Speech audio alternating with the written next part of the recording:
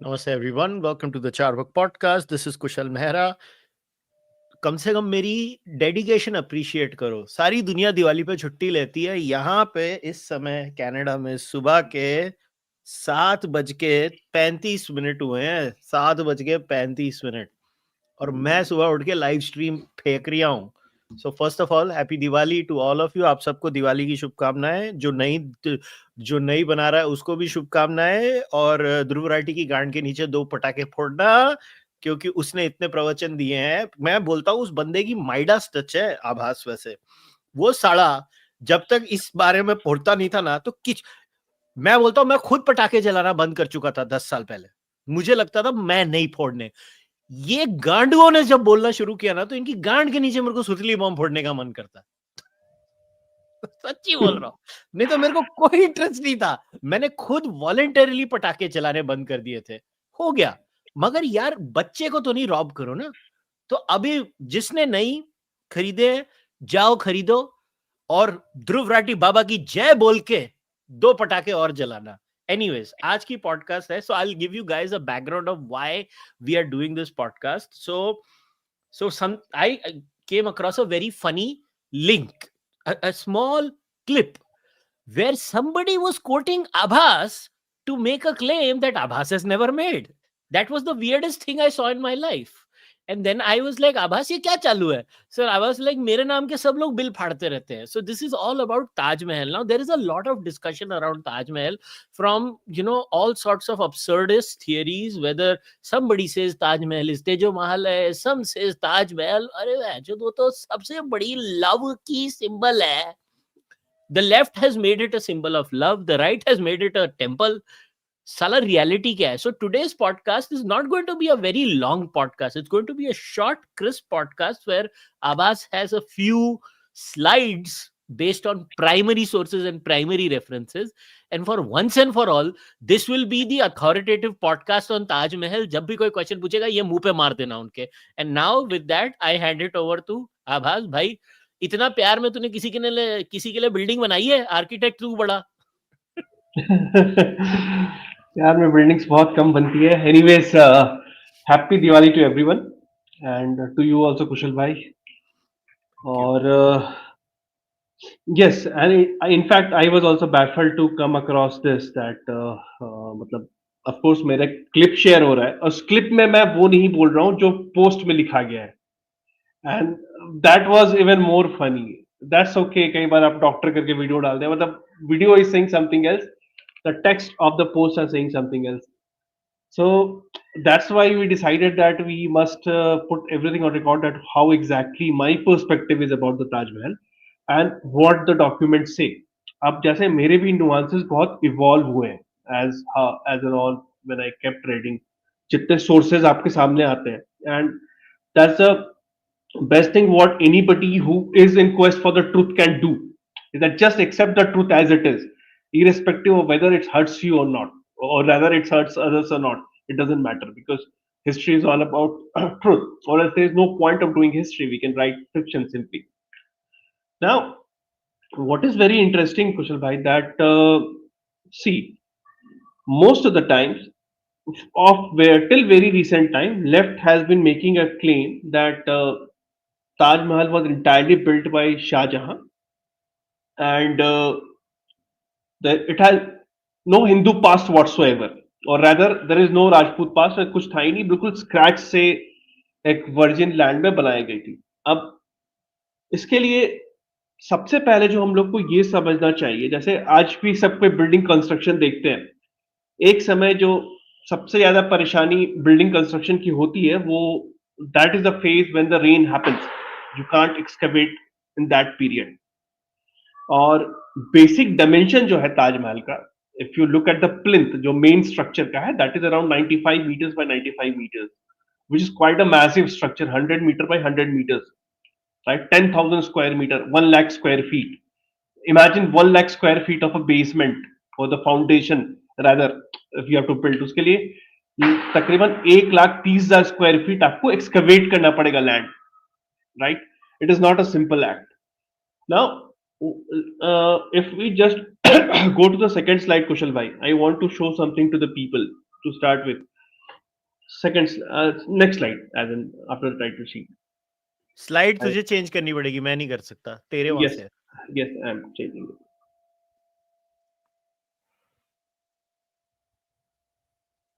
It's visible. Farman या 20 9 16 clearly है, 32.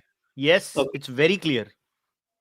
So this is a Farman in September of 20th September 1632, right? और मुमताज की मृत्यु के ऑलमोस्ट 1 साल 2 महीने बाद, राइट, ये फरमान गया। ये फरमान क्या है? ये फरमान है राजा जय सिंह को ये बोला गया है कि हमें मार्बल की आवश्यकता है, we need the marble to for proceeding with the construction. ये स्पेसिफाई नहीं किया गया है एग्जैक्टली क्या बनाने के, लेकिन मार्बल का डिमांड किया गया है बहुत एक्सटेंसिव। और ये बताया जाता है, लोग ये बोलते हैं कि marble was demanded for the construction of Taj Mahal, क्योंकि मकराना मार्बल वहां पे यूज हो रहा था। और what is very interesting that marble की जो आपको जरूरत पड़ेगी, when do will you need a marble, even when you go to Taj Mahal right now and talk to the guide, he will tell you that the foundations है, foundations are made in a very typical method, क्योंकि वहां पे यमुना के river bed को भी counter करना था, water table would be very high. तो कुछ लोग जो थोड़े टेक्निकल टर्म से कंस्ट्रक्शन के वाकिफ है, we they will know that we at time do shoring, at time we do different kind of wall system so that water does not come inside.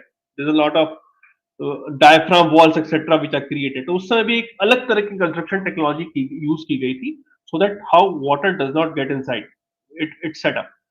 और एज अ प्रैक्टिकल एग्जाम्पल अगर मैं आपको देना चाहूं, उस तरह के एक्सटेंसिव बेसमेंट अगर आपको बनानी है किसी भी बिल्डिंग की of 1,30,000 square feet, I am not talking about external एक टेरेस की तरह जो निकला हुआ है मार्बल क्लैड, मैं सिर्फ बेस की बात कर रहा हूँ, ताजमहल की जो मेन स्ट्रक्चर है, वो बाकी का तो 300 metre by 300 metre, that is even larger. तो जब हम इसकी बात कर रहे हैं 95 मीटर बाय 95 मीटर, उसको कंस्ट्रक्ट करने के लिए भी अभी हमको कम से कम 6 से 7 महीने डालने पड़ते हैं with all the advance technology what we have. And I am not making it up, people can confirm it, I am an architect but people can confirm it from any project manager, any civil engineer, and it takes a lot of time to build such system. तब यहाँ पे 1 साल के अंदर इस इंसान को marble की जरूरत पड़ गई, इसका मतलब यह है कि foundation is almost ready, and it is typically impossible to make a case that you will build a foundation of that scale with all the waterproofing system. There's a typical arches etc which are built, which जिसके बारे में foundation के जिसके बारे में बात कई बार बात भी उठती है कि वो खोल देना चाहिए कई बार, you can go to the basement and see that what exactly is there. So it was all constructed, it was already there, and then Shahjahan decided that I'm going to do this structure. Now, this should go to the mind of the people straight away that why this man is immediately asking for the marble, because marble will be required after doing the foundation. It means that foundation has already been done, and it is practically impossible to do the foundation in just 1 year of that scale. It's not a small scale; it's a massive scale. Still, we take 6 months to do such foundation with all the technologies, the massive technology, etc. What we have, but it's impossible that this man could have finished the foundation. So now, uske pehle, if I go to the first slide is about, this is the text from the Badshah Nama, where we are talking about that this is a palace of Man Singh which existed. और मान सिंह के उस palace को मुमताज को दफनाने के लिए या फिर उसके फाइनल रेस्टिंग प्लेस बनाने के लिए राजा जय सिंह से लिया गया। ये मान सिंह का मेंशन था, ये बहुत ही क्लियरली मेंशन है बादशाहनामा में, there is no doubt about it.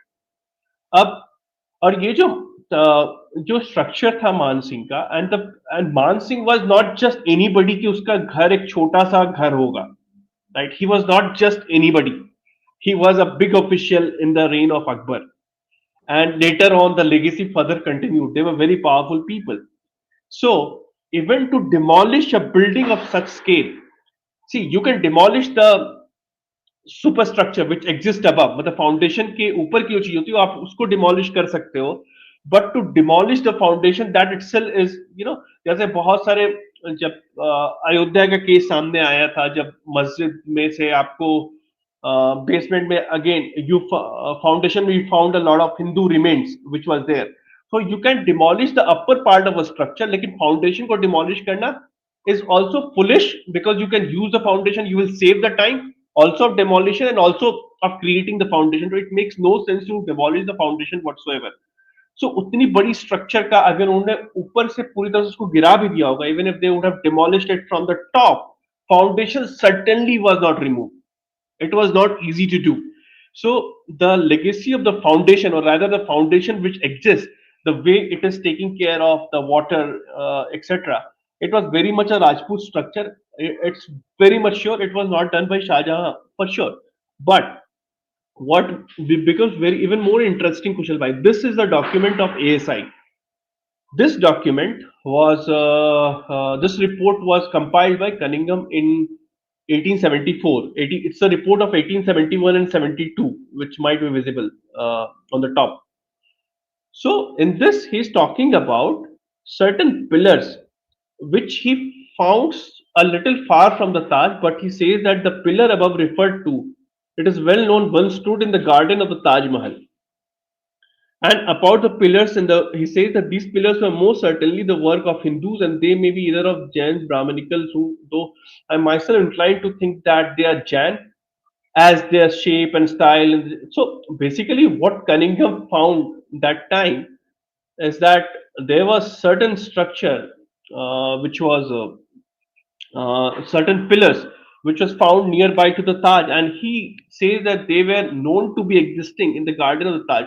So even if say the construction has happened, you have demolished something, something would have been thrown out. So this most likely. So we find an evidence, one more evidence that structure was very much existing and it was demolished.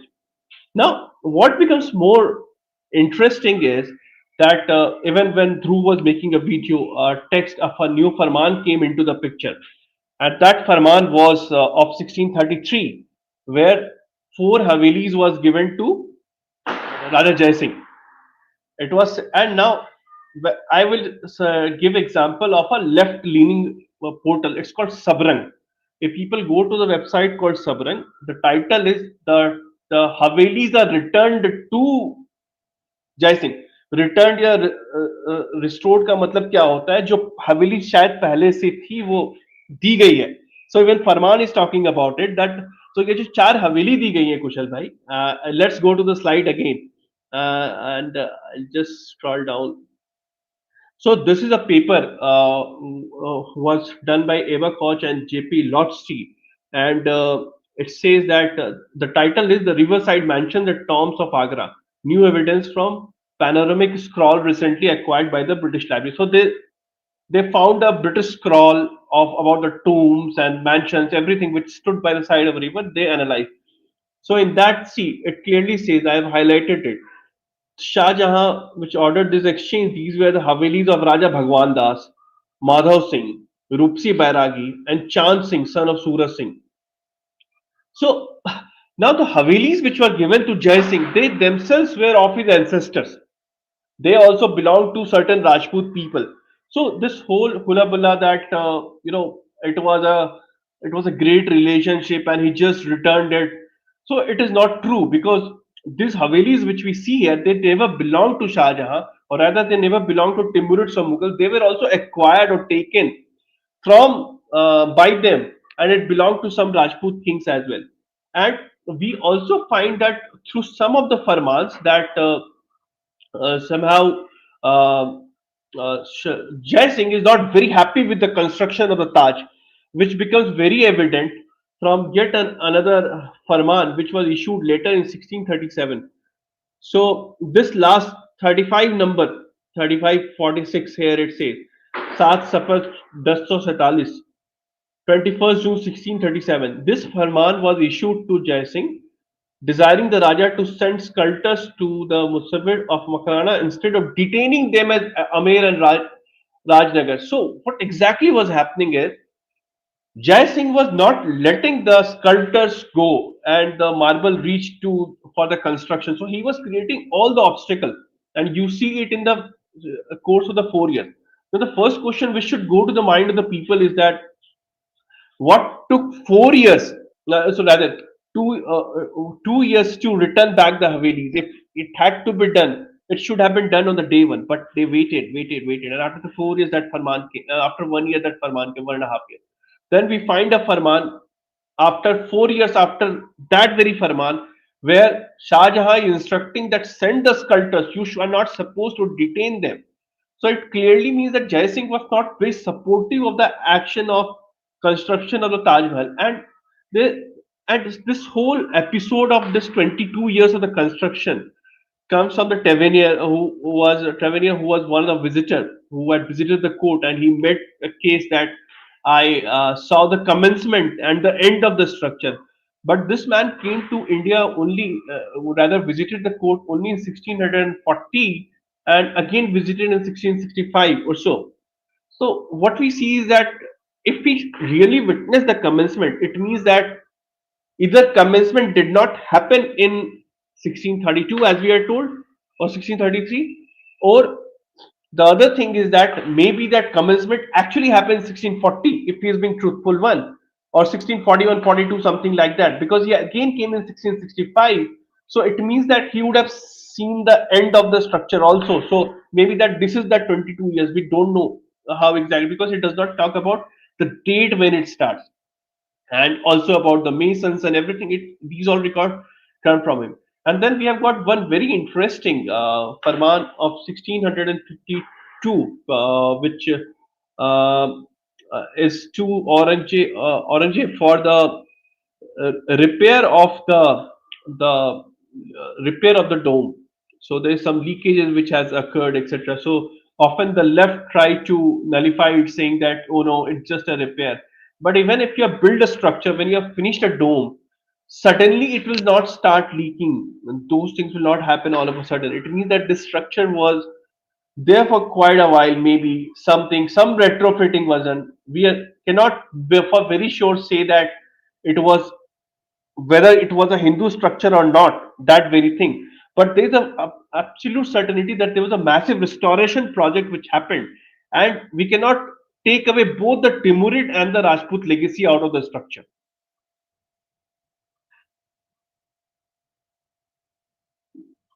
You are mute. Yeah, sorry, I forgot. So essentially, what we're saying is there was a baseline structure, like something of a baseline value, which was built by some Rajput ruler, and that property was handed over to Shah Jahan. Now we don't know the reasons. It doesn't seem there was any coercion involved here, so you can't even say that Shah Jahan has occupied. So let's deal with this first. Doesn't seem from what you have said that Shah Jahan has occupied this forcibly. This is a voluntary transaction between two individuals. So यहाँ पे कोई जोर जबरदस्ती भी की नहीं गई है. Yes, that's what appears from the first document. But as we move ahead, so what we see is that suddenly there's a change of mood of Raja Jai Singh, because in 1637 he has stopped to he's creating obstruction in the construction of the Taj. He is not letting the sculptors go. He is holding them back. And so what largely has happened, that even if it was voluntary, say that Raja Jai Singh would have given it voluntarily, at it's called peshkash in the Farsi text. So even if you would have gone ahead and gifted it, uh, then after a year, suddenly they wake up and say that we are going to give the four Havelis, right? Even if whatever it may be, having seen the nature of Shah Jahan so far, he was not so open-hearted person that suddenly I'll give the four Havelis which we had taken. Suddenly I'll give it away. So it means that they were dealing in process. Something was happening, something was cooking. Ha ye le lo, ha ye le lo, and this all was going on. And we surely cannot say that when exactly the structure began to get constructed. It's very tough to, because I brought the case of Travanier, because he says that I have witnessed the commencement and the finish of the structure, but he is here in 1640, and then later he comes in 1665. So we don't know that number as far as it is concerned. So for sure that it was not a temple complex. That's really out of equation. Uh, हाय हाय दिल टूट गया लोगों का कोई तेजो महालय नहीं है. Yes, it was surely not a Tejo Mahalaya temple, and there's a name-based idea which people get into, Tas se Tejo, and they try to connect it with Shiv. So So that basically मतलब PN okay ने बहुत सारे लोगों का बहुत लंबा काटा वो वाला. yes, So yes, okay, no, but it's very important to deal with this question. Look, now what the Rajput ruler tried to do later on does not matter. The fact of the matter is, when this property was handed over to Shahjahan, it was a voluntary transaction. it Now, is. voluntary transaction at that time could be also some kind of a quid pro quo ki bhai acha theek hai tu ye le le kind of a thing. But the point is, he gave it. Shah Jahan didn't take it by force. We cannot show it in any way that Shah Jahan took it by force. There is Just, no document. there is no document to prove that, right? So that is Yes, point one. Point number two, we don't see any Hindu temple evidence at all. It's just a random structure that existed. They broke that structure and then they ordered a bunch of marble that they wanted to build on top of it. तो भाई ये मतलब a natural second order question should be, why the heck are we so emotionally attached to this stupid building? It's just मतलब marble की building है भाई, इसके लिए इतना अटैचमेंट क्यों है लोगों को? Neither is it about love, neither it is about some temple. What the hell is this country about, where the left and the right both are full of shit? yes. Because and as far as the love segment is concerned, we discussed that stretch while we were talking about Babur one, and it has got different stories. So surely he had put some money as well. The number comes and 41.8 million silver coins, which came into picture. Of course, it was for nothing. It was being used to do something. Shah Jahan did something for sure, right? And of course, it has nothing to do with the love because Mumtaz died while giving birth to the 14th child in 19 years of marriage. And yes, and of course, the people were dying out of famine, which was almost engineered by Shah Jahan, like any ruthless ruler. So there is no iota of love whatsoever attached to the structure, nor there's a temple equation for sure, because we don't have any evidence. Like history depends on evidences. We can't, neither there's evidence for it being a symbol of love, nor it is for a temple. Yes, it has got Rajput legacy. In terms of foundation, we can surely give the due credit to the Rajputs that if it is a foundation was done by them, as it how it looks like. So they were able to create such a magnificent foundation to take care of the water just nearby. It is not so simple and easy to deal with. Still, if you walk into Bangalore in any IT park, great buildings, the basements are leaking. A plus great building, but this is magnificent. And also I have one thing to say that what ASI can always do is to put the thing to rest, just open it, videograph it, and show it off. It will get closed, but I don't know why they are also holding it back.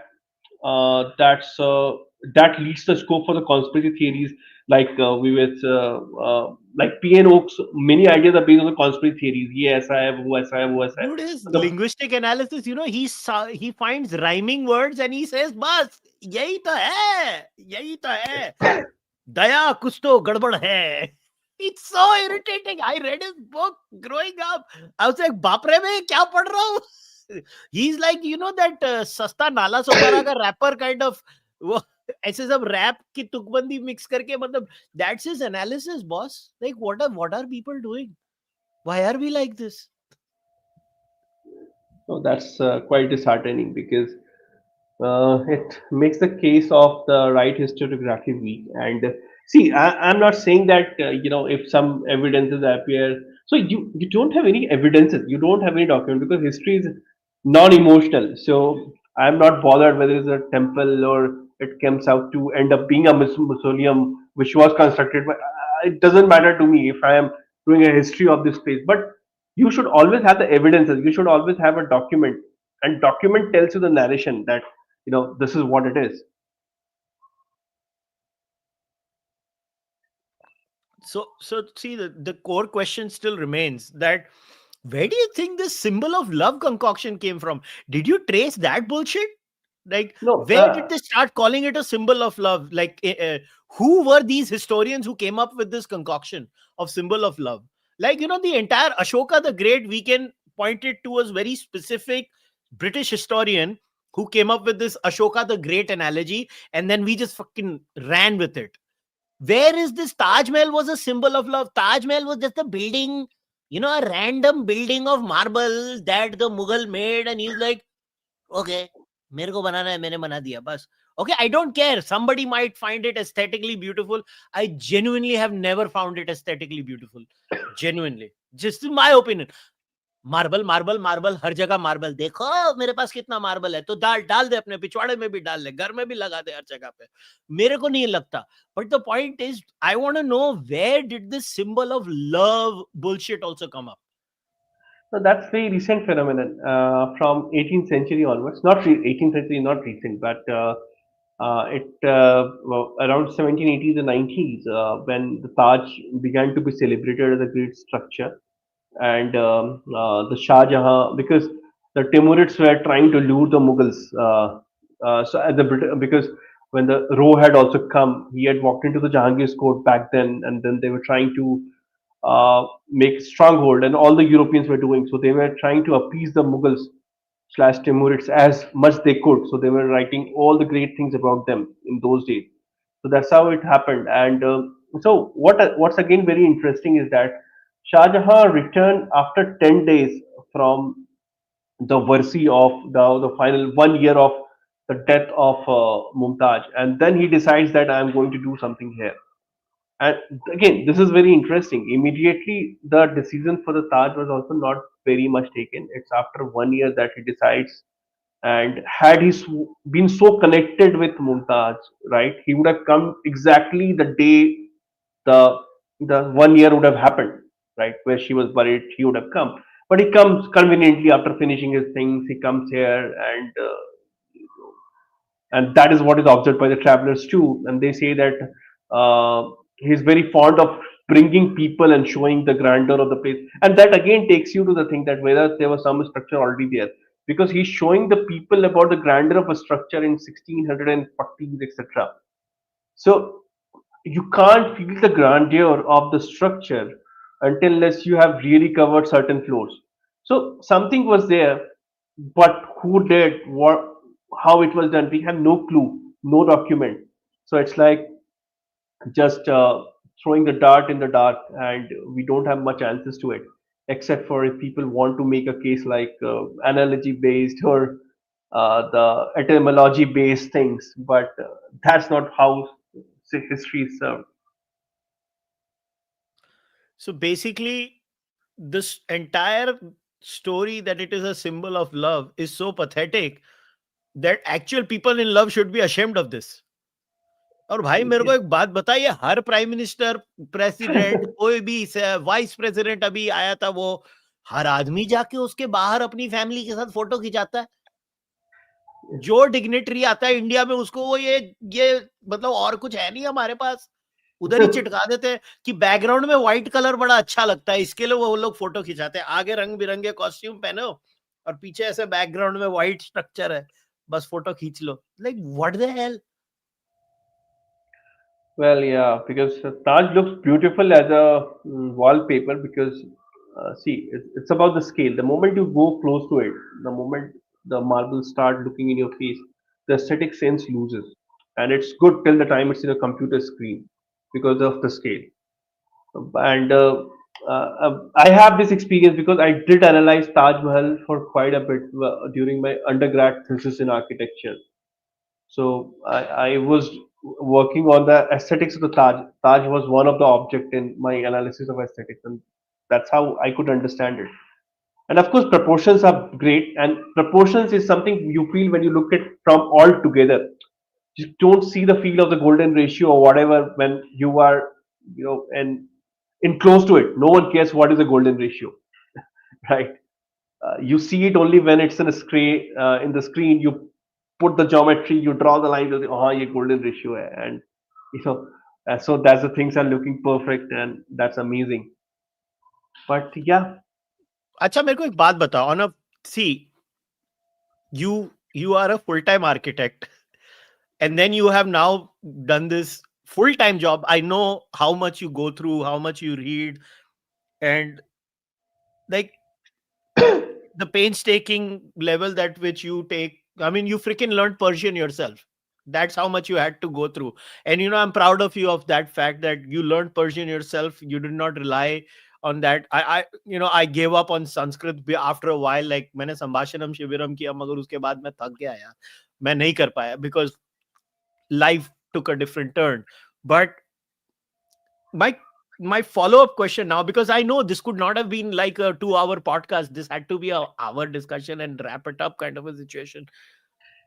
Why did you start getting interested in all these ooga booga about the Taj Mahal? Whether it's from the right wing, तेजो महाल है, हर चीज में temple है, हर जगह के नीचे अभी हम लोग टेम्पल ढूंढते हैं और कोई कॉन्स्पिरेसी ढूंढते हैं, या हम एलियंस ढूंढ लेते हैं हर जगह पे. और this like, do you think, let's take it to this, do you think right wing ooga booga is a reaction to left wing ooga booga? It's very much like that, and I'm very sympathetic to the people too, because what I have felt, uh, that left did so much of harm to the cause. That, see what happens, that once you have been put to a situation where you are just nobody, you have been made, uh, shown your place, that you are just nobody, your civilization sucks, and there's nothing. So, in the quest to become the best, and see, whatever Uga Buga is happening to that scale now, the scale is huge, right? If you pick the literature from the right wing, you will find a lot of obnoxious writing, which will just, they will quote the source, but the source will say something else, and there will a lot of fantastical cases, etc. It happens, and it just happened because it was much of a reaction to show self as a very larger than the life kind of a civilization where everything immersed in Bharat. See, I have nothing against Bharat per se. Of course, we all know that I'm very proud of my civilizations, and I'm proud of it because of one thing, which is skepticism. Skepticism was a great thing of our civilization, and somehow we are, in order to prove ourselves greater than everybody, we tend to find that everything best has occurred in this very land of Bharat. So what it does is that scientifically it makes your case out of, it just, you are in a very wrong footing. It's like you are facing a very nasty bouncer which has just come and you are on a front foot. You're not prepared at all. So you've gone so much on the front foot, but that's a bouncer which you have to face, and you end up losing your couple of teeth. So that's the scenario right now, and we need to be calm. We need to be non-emotional. Like I said you that, uh, it doesn't matter to me whether it's a mausoleum or a temple. Whatever documents will say, I will say that 5 years down the line, we discover some document. There is something, right? That it was this structure. I will be very open to accept it. And but this reaction of making a case really large without having enough evidences is making us lose the battle. And that's why, in fact, when I did respond to the Drew's post as well, then a lot of reaction was that, oh, it's inspired from another inspiration from PNO and whatnot. These kind of things happen. So even when you are trying to get into serious scholarship, then also you get a brickbat that, my case is very clear. In fact, I spoke to you in private when we were talking about Babar. I said that I am very clear that it's not Tejo Mahalaya. And my document still stands there. I am never going to get thrown because I did not find a document.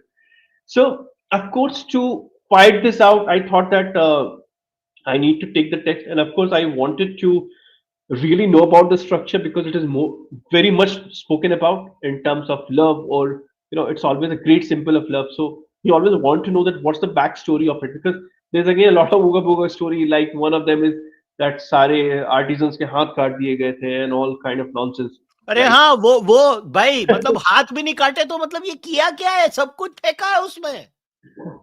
So that, so I often feel that these stories and the folk tales, or not even folk tales are very good.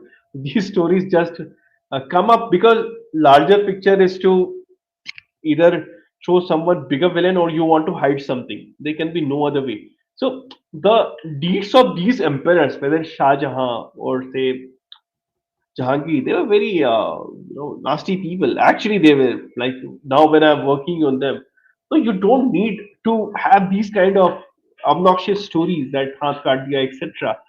to make them appear as they are. It's all written down there in Badshah Nama, in Jahangir Nama. It's all there. Why are we trying to manufacture these stories, right? And these stories, say after 500 years, may become part of history.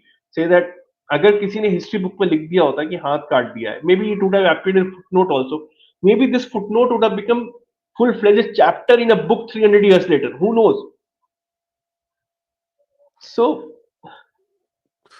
You know what disappoints me about discussions these days, and in a very weird way, this see social media is amazing, is because we can use the same platforms to talk about it in a very mature way, and actually debunk the rubbish both the Indian left and right peddle all the time.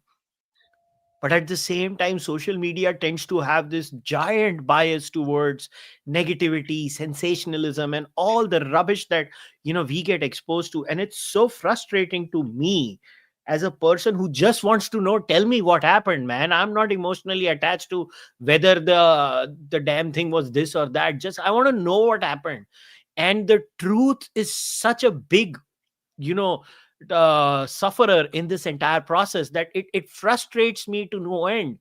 The same thing, like, we had an open discussion about your Babar book also with the Ram Mandir, and like now I can talk about these things. Like, you called me, I was one of the few people whom you called. Is like, Kushal bhai, ye mil gaya, abhi main kya karu?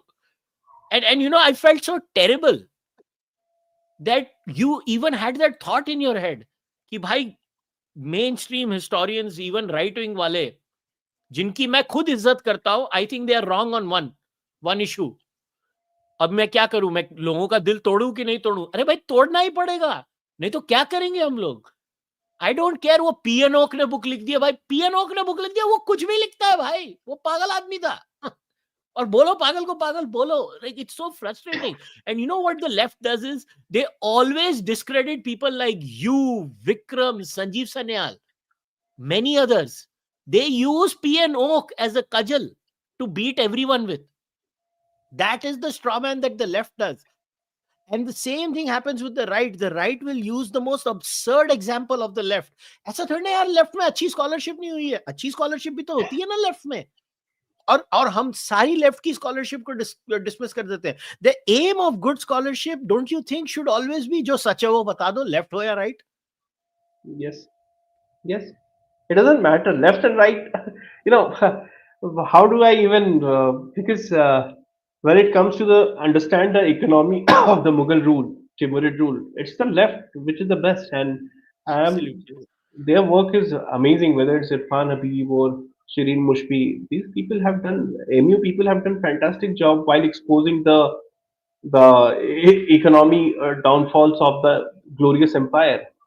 So scholarship, and what's very interesting is that they will talk something else in public because they have, again, it's all the balancing of the image. What, see, scholarship does not divide itself in left and right. It does not. Scholarship is scholarship. Agar Akbar was the largest extortionist, if Irfan Fabi is saying this, he's saying it. SM Ikram is saying it. They're saying it very clearly with authority. They have analyzed the document. That's how they have put it, right? They may say in public that no, Irfan, you say Akbar देखिए time पे economy बहुत अच्छी हो गई, say for example, or but it does not mean that an intellectual scholarship is just through the book, not through his public speeches. I am very clear at it because many times even the public speeches, the at times the mood of the person who is interviewing you can affect a lot of things, especially when you're surrounded by a lot of people. You are delivering a lecture, you can get carried away, a lot of things can happen, and also at times you have to cater to certain political class, even when you are a political figure, so you end up saying it happens to the right also, it happens to the left also. But scholarship is something which I will always judge through the books written. Like, for example, Sashi Tharoor's scholarship is something which always, it doesn't matter to me even when he was not a little aligned to BJP or so nationalistic cause. His works were fantastic to me. The way he has ripped apart the British Empire is fantastic. No one has done such a remarkable work in that very stream, right? So it now people tend to pick up the public appearances, the people as the iota or the explanation of their scholarship. That also is a problem. And that's the reason why a lot of scholars also tend to become more of a public figure than the figure who can produce the books, then who can, you know, So public image is something which people go behind, and that is what really does more harm to whole of the discourse. I think the classic case of that is Audrey. I think Yes. Audrey has done so much damage to Mughal discussions. Nothing personal against Audrey, but I think she is so political, so ideological, and she just can't, you know, separate one from the other. I've read Audrey's book. I've read her book on Aurangzeb. I know you have too, and we've had discussions about it too. She is so bad. She is so bad that I think people don't realize the kind of damage Audrey has done to Indian discourse through her bad scholarship. And the left will, the left publications will pick up anything. And the same then happens with the right. People like Arvind and Neelakandan, like वो बेचारे इतने लंबे लंबे article लिख लिख के पोथी पोथी 500 बुक पढ़ पढ़ के थक गए, और कोई ऐसा कल का लौंडा आके ओंगा पोंगा they will question a guy like Arvind Neelkanth, like what the hell is happening यार, मतलब क्या हो रहा है हमारे डिस्कोर्स में, किसको हम लोग, और and then there are like absolutely batshit crazy people on YouTube,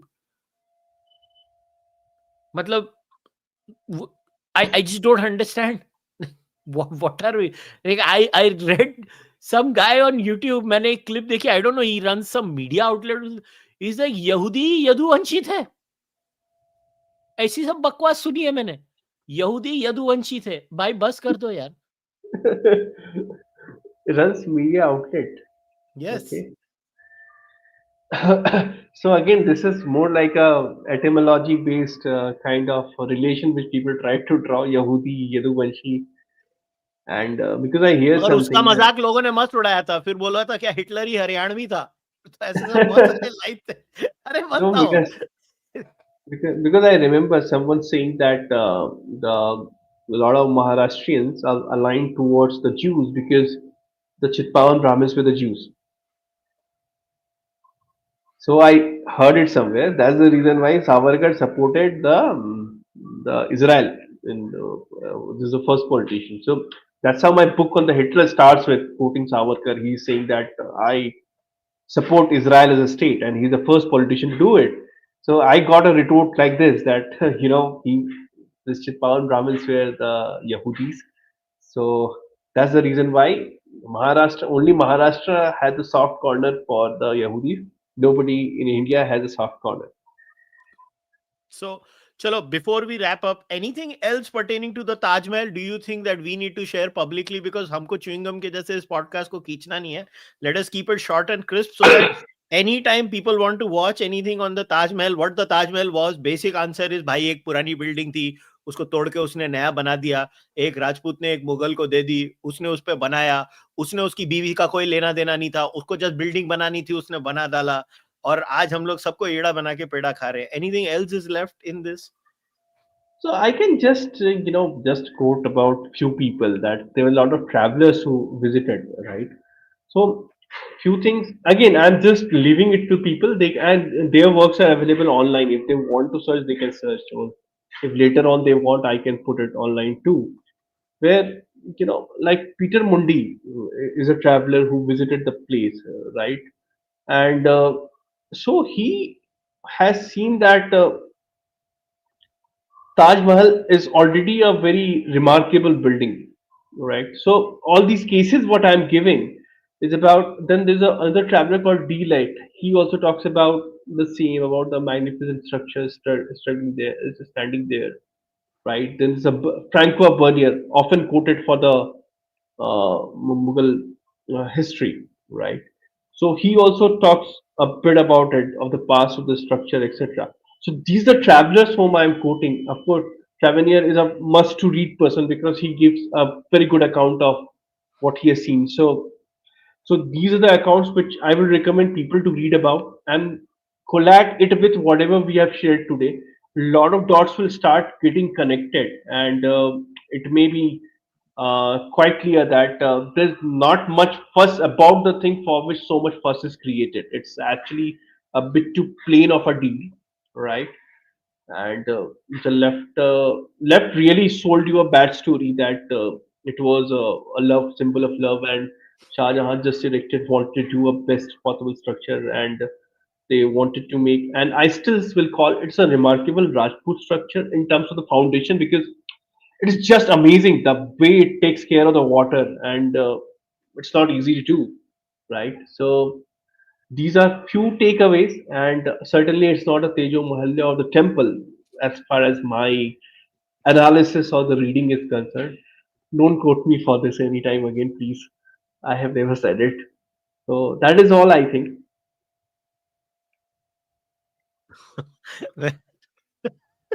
ये मेरे को इतनी हंसी आई थी जब वो क्लिप देखी।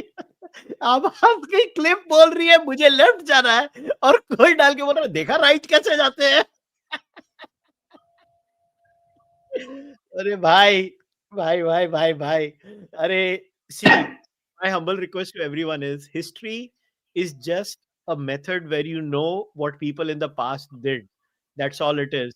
uh, while it is very important to know what happens ancestrally, please don't try to make a mountain out of a molehill, and please do not fall for charlatans on the left or the right. Some of us, Aabhas, Vikram Sampath, many on the left too. I have friends on the left also who are very serious, and they also hate this, the anti-Hindu hatred that is seeped into the left-wing world also. There are some, and it's very problematic. Boss, Taj Mahal just marble की building है, उसको देखना है देख लो, मेरे को नहीं अच्छी लगती, दैट माय एस्थेटिक सेंस।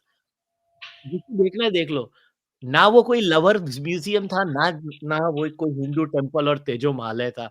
भाई माफ़ कर दो। This is me in Ashutosh style, Modi ji मुझे माफ़ कर दो। बस कर दो भाई प्लीज़, मत करो। हमारी ज़िंदगी झंड मत करो। Already enough crazy conspiracy theories है बाज़ार में। एक और मत ऐड करो, एक और मत ऐड करो। Enjoy life, there are much better things to do.